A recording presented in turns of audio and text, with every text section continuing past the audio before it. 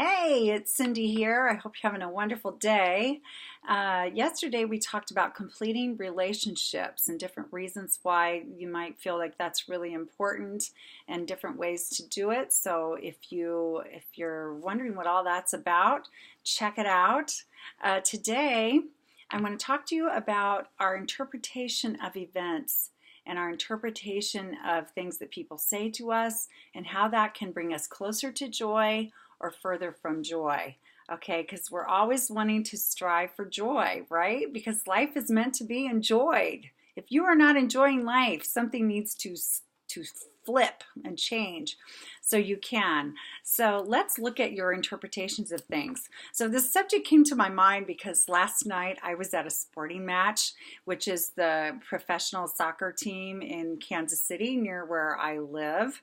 And it was so funny, there were some, as in all great sport competitions, sometimes the referees make calls that the crowd doesn't like, right?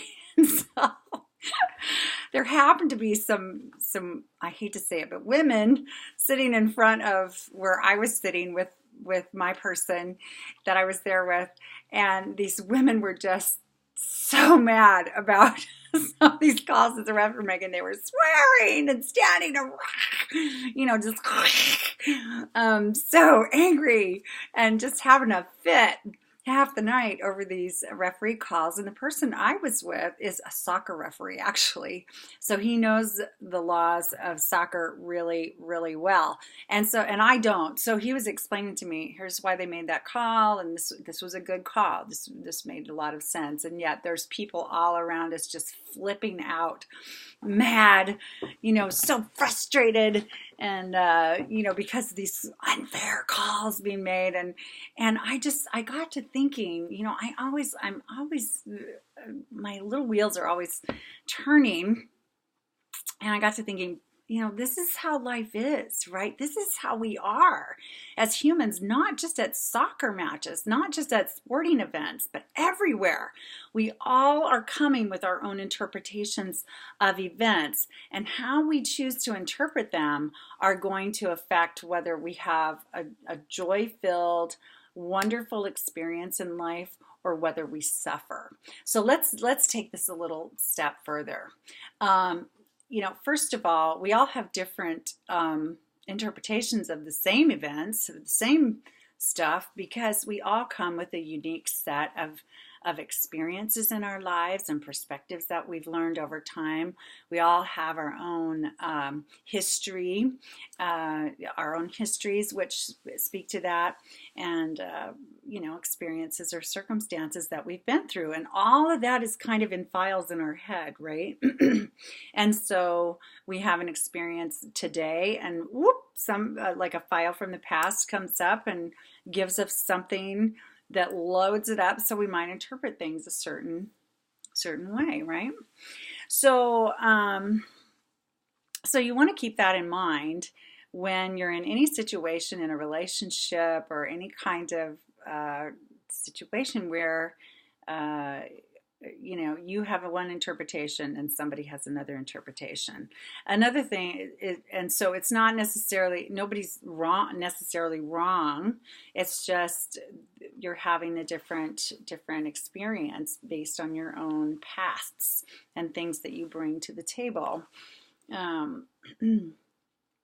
To your relationships, okay? So keep that in mind. Another thing I want you to keep in mind is how you are interpreting something that someone says to you, or something that's going on around you in a relationship or in your life, a situation at work, a situation at home, whatever it is. How you are interpreting that. Is your interpretation causing you to feel joy? Or are you suffering because of your interpretation? This is really, really important.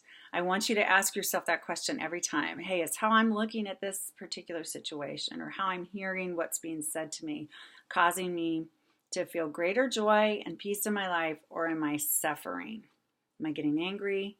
Am I getting upset, fearful? Am I suffering in some way? Because that is a clue, a big, big, big clue about how we might need to rearrange our interpretation of something or reconsider the situation at hand. Okay? And then you want to ask yourself, well, what else could be happening now? If I'm thinking that this is what this means, and this is how this is, and it's causing me suffering, what is another way that I could look at it that maybe would feel less damaging to me? Okay, here's an example. I had a situation recently where I was going to travel to meet someone somewhere, and that person was checking the traffic report of where I was coming and let me know that there had been an accident and that probably would serve me better to take a different route. And then that person was sharing with me other routes that I could take to get to where I was to meet him. And there are a couple of ways that I could interpret this behavior from this person, right? How I interpreted that was, hey, this person's looking out for me. This person cares about me.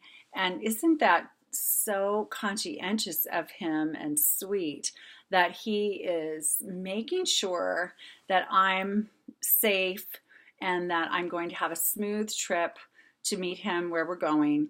And and that he's really got my back right now, right? This person really has my back. And so I really appreciated it. My interpretation of his actions brought me joy. It brought me peace. It made me feel really, really good. Now, if I interpreted it another way, some people I know, I won't name names, but some people I know would have interpreted his behavior as, well, doesn't he think I know where I'm going? Or doesn't he think I am smart enough to check the traffic report? Or doesn't he think I can get myself from A to B without his direction? I've been driving a whole lot longer than I've known him. And I mean, can't you just, people that would do this, right? Maybe it's even you. And so in other words, if that person chooses to interpret the actions of another in that way, it causes them stress. Like, oh, he thinks I'm inadequate. Oh, he doesn't think I can take care of myself.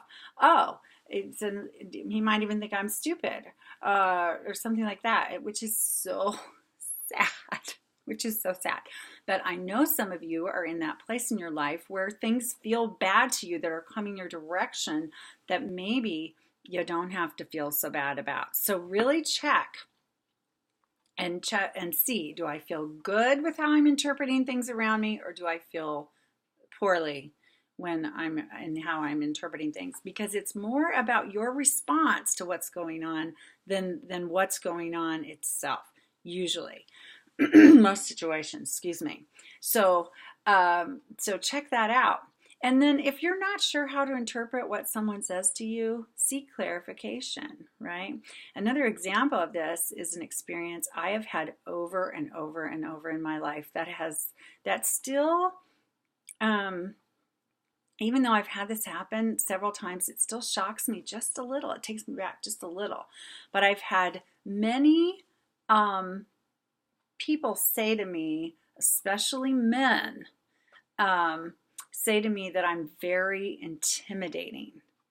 Me, Cindy Whitmer, that I'm a very intimidating person, that how I even walk into a room can be very intimidating. Now, I've been hearing this for years, that I have a strong presence, I have a high energy level, and that when I enter a room, that almost, and women have told me this too, that like the energy in the room shifts, or people will say, you come in and it's just like, wow, she's kind of, her energy is bigger than life kind of thing.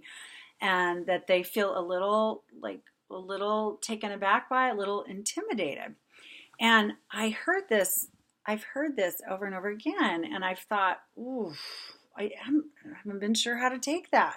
Sometimes it sounds like a compliment, and sometimes it sounds like an insult. And sometimes it sounds like a quality that I can use really well to my advantage personally and professionally and to make a good difference and that kind of thing. And then other times it sounds like, ooh, maybe I need to dial that down a little bit. So it's been an interesting journey for me to receive this feedback time and again from strangers, from people that know me really well, from men, from women, all kinds of people. And my knowledge of myself is that yes, I'm a strong person. Yes, I have. I do feel like kind of an energy around me, but I really have a hard time imagining I'm intimidating. That word, really my interpretation of that word is not so great, right? I don't want to be intimidating.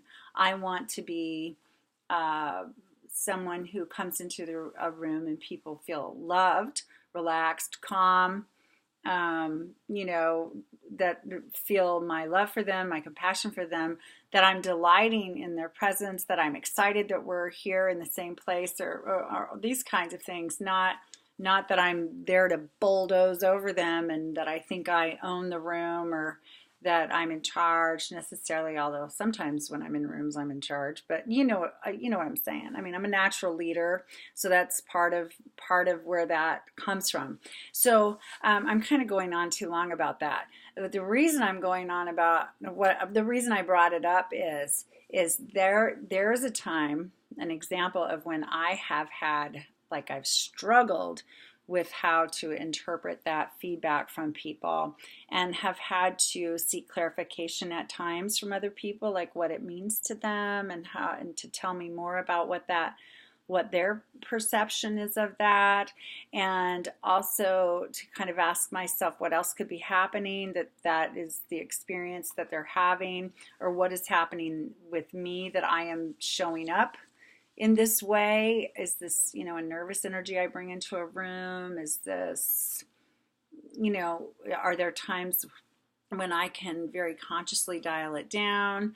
That kind of thing. So I no longer, I don't think I suffer anymore when I get that feedback. And I think because I've been open to that feedback, I've learned a little differently how to show up. I've become softer, I think, in a lot of situations when it's appropriate, and I don't just barrel on in, that kind of thing. So our interpretations of things can teach us a lot, and dialoguing with people sometimes can help a lot too. So the main thing about this is remember that there's something going on, there's an event or a conversation or someone else's perception coming toward you that you are interpreting, and those are different things. There's the event or the feedback, and then there's your interpretation of it.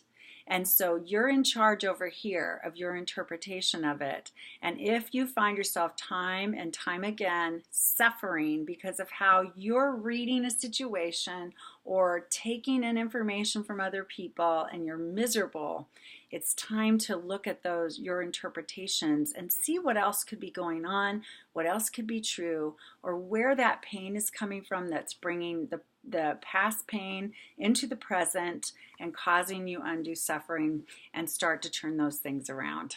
So anyway, I wish you all the best with that. I hope this was helpful. Have a great night, and I will talk to you again soon. Mwah.